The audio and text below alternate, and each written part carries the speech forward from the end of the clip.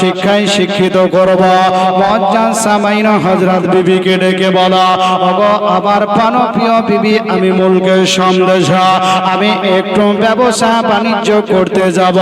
আমার সন্তানটাকে আমি মানুষের মতন মানুষ তৈরি করতে চাই। ওগো খলিফাতুল মুসলিমিন, আপনি শোনা। তারপর আমি কি করলাম, স্ত্রীয়া এবং স্ত্রীকে বললাম আমি মুলকের ব্যবসা বাণিজ্য করতে যাব।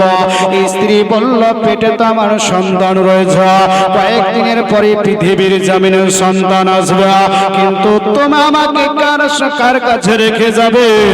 সঙ্গে সঙ্গে বললাম আল্লাহর কাছে রেখে যাচ্ছি। হযরত উমর ফারুক রাদিয়াল্লাহু তাআলা উনি সমস্ত ঘটনাগুলো উনি শুনছে। দেখেন, আল্লাহর উপরে ভরসা করলে তার উপকার কি রয়েছে। বিবির কাছে যখন আলাপ আলোচনা করছে, সারা রাত ধরে রাত্রিতে দুইজনের ঘুম নাই, রাত্রির ঘুমকে হারাম করে দিয়েছে। সমস্ত দিক ভুলে যে স্বামী স্ত্রী ও ভাইয়া আজকে কি করছেন, গল্প করছেন, রাত্রি কাটাচ্ছে। ফজরের আজানের ধ্বনি যখন হচ্ছে মসজিদে, আল্লাহু আকবার,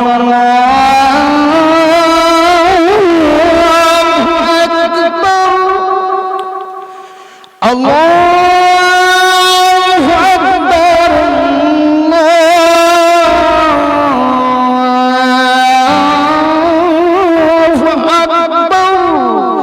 এই বলে যখন আজানের ধ্বনি হচ্ছে, বিবিকে বলছে নামাজটা সেরে নিসার পর সিরিয়া বা মুলকের সামদেশে ব্যবসা করতে যাব। নামাজ শেষ, বিবির কাছে বিদায় নিয়ে বিবির চোখ দিয়ে পানি ঝরছে, স্বামীরও চোখ দিয়ে পানি ঝরছে। এবার ব্যবসা বাণিজ্য চলে গেল, বিবি তাকিয়ে তাকিয়ে দেখছে। চলে গেলেন 10 থেকে 15 দিন যখন সময় হলো, রাত্রিতে সন্তান প্রসব করবে মায়ের, গলার আওয়াজ ফেটে যায়, পাশে থাকার মতন কেউ নাই,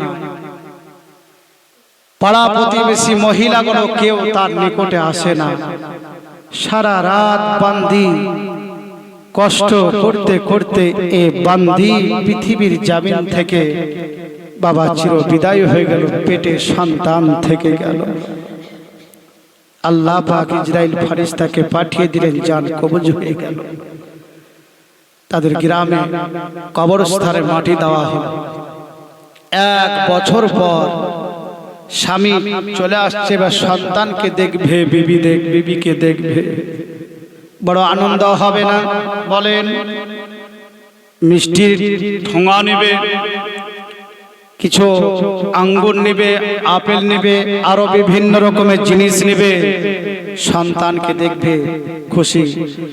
আর এখনকার মতন যে মোবাইল ফোন ছিল না যে যোগাযোগ করবে, ছিল গো বাবা? বলেন তো। মুআজ্জাজ সামাইনা হযরত যখন উনি কিছু ফলমূল নিয়ে বাড়ির দিকে যখন চলে আসলো, বাড়িতে আসার পর দেখছে চালার দিকে তাকিয়ে চালাগুলো নষ্ট হয়ে গেছে, বৃষ্টির পানি যখন বর্ষণ হয়েছে আর বাড়িতে ওই বৃষ্টির পানি পড়েছে, চালাগুলো ভেঙে গেছে। কেন 1 বছর ধরে বাড়িতে কোনো আজকে আলো বাতি জ্বলেনি, কোনো আজকে বাবা ঝাড়ু ঝাঁটা পড়েনি। 1 বছর পর বাড়িতে যখন ফিরে আসলো, আসার পরে স্ত্রীকে ডাকছে কিন্তু সারা শব্দ নাই, ছেলেকে ডাকছে কোনো সারা শব্দ পাওয়া যায় না। পাশেরই একজন মহিলা আসার পর বলছে, কে গো? বলে, তুমি কাকে ডাকছো একটু বলো। যেই দিন তুমি ব্যবসা বাণিজ্য করতে সিরিয়া চলে গেছো, 14 থেকে 15 দিন পর তোমার আজকে স্ত্রী সন্তান প্রসব করতে যেয়ে চিরতরের জন্য আল্লাহর বান্দি বিদায় হয়ে গেছে। আল্লাহর বান্দি আর পৃথিবীর জমিনে নাই, তাকে কবরস্থ করা হয়েছে। আসমান ভেঙে যেন আজকে মাথায় পড়ে। আরে যার জন্য সিরিয়া গেছিলাম আমি ব্যবসা বাণিজ্য করতে, আমার ছেলেটাকে মানুষের মতো মানুষ তৈরি করার জন্য, কিন্তু আমার ছেলেও নাই স্ত্রীও নাই, সারাদিন চোখের পানিগুলো টপ টপ টপ টপ করে ফেলতেছে। যখন রাত্রি হলো একজনের বাড়িতে বৈঠকে বাবা আজকে ঘুমানোর জন্য জায়গা করে দিলে, গভীর গভীর যখন হয়ে গেছে আল্লাহর বান্দা কবরস্থানের দিকে বাবা তাকিয়ে দেখছেন যেন আসমান থেকে কবরের ভিতরে জাহান্নামী আগুন যেন নামছে। ইনি তাজ্জব হয়ে গেলেন। এরকম ঘটনা আজ পর্যন্ত কোনোদিন আমি দর্শন করিনি, দেখিনি। উনি আবার ঘুমিয়ে গেলেন। সকালে বাড়ির মানুষকে জিজ্ঞাসা করছে, বলে কবরে দেখলাম কবরস্থানে আসমান থেকে কবরের ভিতরে জাহান্নামে আগুন যেন কবরের ভিতরে নামছে। বলে তোমার স্ত্রী যেই দিন থেকে মারা গেছে সেই দিন থেকে এই দৃশ্যটা হয়। উনি চিন্তা করছেন যে আমার স্ত্রী আজ পর্যন্ত কোনোদিন বেপর্দা হয়নি, হালাল খেয়েছে, হারাম কোনোদিন খাইনি, কদমে কদমে আল্লাহ আল্লাহ রাসূলের সদা সর্বদা গুণগান করেছে।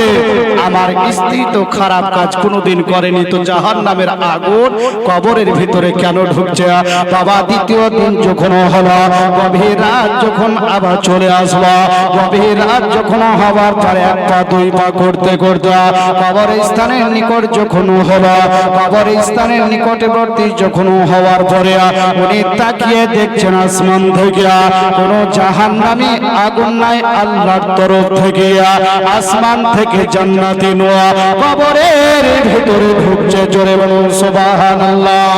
এবার নিকটবর্তী যখন হলো, হওয়ার পর উনি তাকিয়ে দেখছেন, তাকিয়ে দেখার পরে কিছুক্ষণের পরে একটা বাচ্চার কান্নার আওয়াজ ভেসে আসা। চতুর্দিকে তাকিয়ে দেখে কিন্তু কোথাও ছেলের আওয়াজ, ছেলেটাকে পাওয়া যায় না, কিন্তু আওয়াজটা ভেসে ভেসে আসছে কোথা থেকে? আজকে অনেকক্ষণ দীর্ঘক্ষণ কান লাগিয়ে এবার ভালো করে উনি শ্রবণ করার পর উনি দেখলেন এই কবরের ভিতর থেকে একটা বাচ্চার কান্না ভেসে আসছে। ওই রাত্রিতে আল্লাহর বান্দা উনি কি করলেন?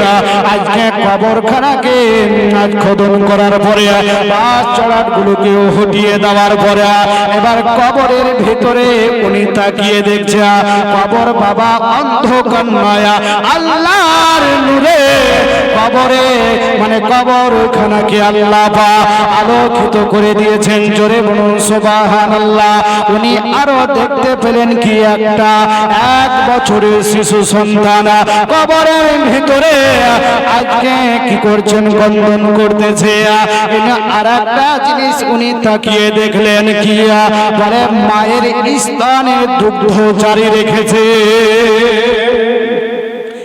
1 বছর আমার আল্লাহ পাক এই ঘেরা ঘরের ভিতরে 1 বছরের সন্তানকে মায়ের গর্ভ থেকে আজ কবরের ভিতরে আজ জন্ম দেওয়ার পরে এ মার দুগ্ধ জারি করে দিয়ে জান্নাত এ মার খেয়ে খেয়ে এ সন্তান ধীরে ধীরে কবরের ভিতরে বড় হচ্ছে। জোরে বলুন সুবহানাল্লাহ। ওগো খলিফাতুল মুসলিমিন, এই ইতিহাস তৈরি করার জন্য আপনার দরবারে এসেছি। দেখেন আল্লাহর উপরে ভরসা করলে আমার আল্লাহ পাক তাকে হেফাজত করবে, করবে না বলেন? তোমরা ইসলাম আল্লাহ পাকের উপরে সদা সর্বদা আপনারা আমরা পৃথিবীর সকল মুসলমান নরনারী আল্লাহর উপরে কি করতে হবে বাবা? ভরসা করতে হবে। তো যাই হোক, আল্লাহ আল্লাহ রাস্তায় চলুন, 5 ওয়াক্তের নামাজ আপনারা পড়ুন। আর মা বোনেরা পর্দা করে আপনারা পৃথিবী থেকে পরজগৎ যাওয়ার চেষ্টা করবেন। কেন আপনারা হলেন মা ফাতেমার জাত, নাকি বলেন? যে ফাতেমা রাদিয়াল্লাহু তাআলা আনহা যেইভাবে লেবাস পরিধান করতেন, সেইভাবে লেবাস আমাদের মা বোনেদেরকে পরাতে হবে, ঠিক না? কেন একজন নারীকে খারাপ করে একজন পুরুষ, ঠিক না? ওনার স্বামী যদি সৌন্দর্য শরীর ঢাকা খাড়া লেবাস কিনে দেয় তো স্ত্রী পরতে হলে বাধ্য, কিন্তু আমরা রং তামাশা লেবাস পরিধান করাচ্ছি। পেট, কখনো পেট দেখা যাচ্ছে, কখনো পিঠ, বিভিন্ন রকমের জিনিস মুসলমান দেখা যাচ্ছে। যত দেখাবেন তত জাহান্নামে জ্বলবেন। আমার মনের ঘরে, শেষ গজাল দিয়ে বক্তব্য শেষ। আমার মনের ঘরেতে দেখেছি যারে, দো জাহানের বাদশা নবী কমলি ওয়ালা রে, দো জাহানের বাদশা নবী কমলি ওয়ালা রে, আমার দয়াল নবী রে, আমার মায়ার নবী রে, আমার দয়াল নবী রে, আমার মায়ার নবী রে, দো জাহানের বাদশা নবী কমলি ওয়ালা রে, দো জাহান বাদশা নবী মদিনা ওয়ালা রে। জোরে বলেন। মোরা যদি ডানাওয়ালা পাখি হইতাম, ওই মদিনা দেখার জন্য উড়ে যেতাম। মোরা যদি ডানাওয়ালা পাখি হইতাম, ওই মদিনা দেখার জন্য উড়ে যেতাম। হৃদয় মাঝে দেখতাম আমি নয়ন ভরে, দো জাহানের বাদশা নবী কমলি ওয়ালা রে, দো জাহানের বাদশা নবী মদিনা ওয়ালা রে, আমার দয়াল নবী রে, আমার মায়ার নবী রে, আমার দয়াল নবী রে, আমার মায়ার নবী রে, দো জাহানের বাদশা নবী কমলি ওয়ালা রে, দো জাহানের বাদশা নবী কমলি ওয়ালা রে। মোহব্বত বলেন। আদি পিতা আদম যখন মুসিবতে পড়ে, আর মদর নবীর ওসিলাতে আল্লাহ কবুল করে। আদি পিতা আদম যখন মুসিবতে পড়ে, মদর নবীর ওসিলাতে আল্লাহ কবুল করে।